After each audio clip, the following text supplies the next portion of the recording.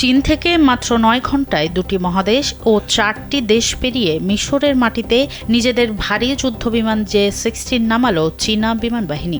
এর মধ্য দিয়েই পুরো বিশ্বকে বেইজিং পরিষ্কার বার্তা দিল, গ্রিন সিগন্যাল পেলে পৃথিবীর যে কোনো প্রান্তে মুহূর্তে নিজেদের রণতরী ও শক্তিশালী বিমান মোতায়েন করতে তারা সক্ষম। সংযুক্ত আরব আমিরাতের সংবাদ সংস্থা ভিওরির ভিডিও ফুটেজে উঠে এসেছে এই দৃশ্য। এশিয়া থেকে সোজা আফ্রিকা, নিজের সীমানা ছাড়িয়ে হাজার হাজার মাইল দূরে গিয়ে যুদ্ধ করার সক্ষমতা কি চীনের আছে? ঠিক এই প্রশ্নটিরই এক চোখ ধাঁধানো বাস্তব জবাব দিল বেইজিং। শনিবার প্রকাশিত এক ফুটেজে দেখা যায় চীন থেকে একটি YY-20A ট্যাঙ্কার বিমান এবং দুটি প্রাণঘাতী J-16 ফাইটার জেট একসাথে আকাশে ডানা মেলে। 45 বছর ধরে কোটি মানুষের আস্থায় পাইপের বস RFL পাইপ। কিন্তু আসল চমক দেখা যায় মাঝ আকাশে।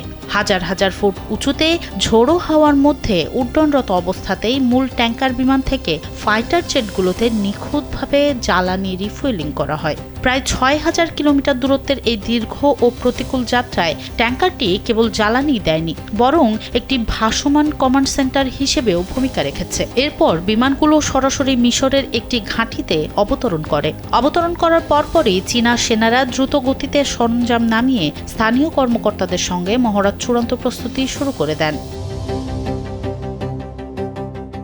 ইগলস অফ সিভিলাইজেশন 2026 নামের এই সামরিক অনুশীলনটি চলবে আগস্টের মাঝামাঝি থেকে সেপ্টেম্বরের শুরু পর্যন্ত।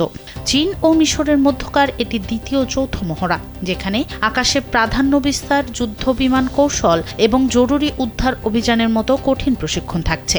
তবে এটি কেবল সাধারণ কোনো মহড়া নয়। এই মহড়ায় চীনের বিমান বাহিনী ফাইটার জেট, আগাম সতর্কীকরণ বিমান এবং ইলেকট্রনিক ওয়ারফেয়ার হেলিকপ্টার সহ একটি পূর্ণাঙ্গ সামরিক বহর পাঠিয়েছে। এর আগে আফ্রিকায় J-10 বিমান পাঠালেও এই প্রথম দূরপাল্লার অভিযানে নিজেদের ভারী J-16 বিমান ও শূন্য ভাসমান কমান্ড সেন্টার ব্যবহার করল বেইজিং। সীমানার গণ্ডি পেরিয়ে বিশ্ব সামরিক শক্তির ভারসাম্যে চীন যে নতুন সমীকরণ তৈরি করছে, এই দুঃসাহসিক যাত্রা তারই সুস্পষ্ট হুঙ্কার। আকাশের শ্রেষ্ঠত্ব অর্জন আর কঠিন যুদ্ধ কৌশলের এই প্রদর্শনী সাধারণ কোনো মহড়া নয়। ভারী J-16 বিমানকে আফ্রিকায় নামিয়ে বেইজিং আসলে গ্লোবাল পাওয়ার গেমের সমীকরণটা এক রাতেই বদলে দিল। সোনম সিদ্দিকী, কালবেলা।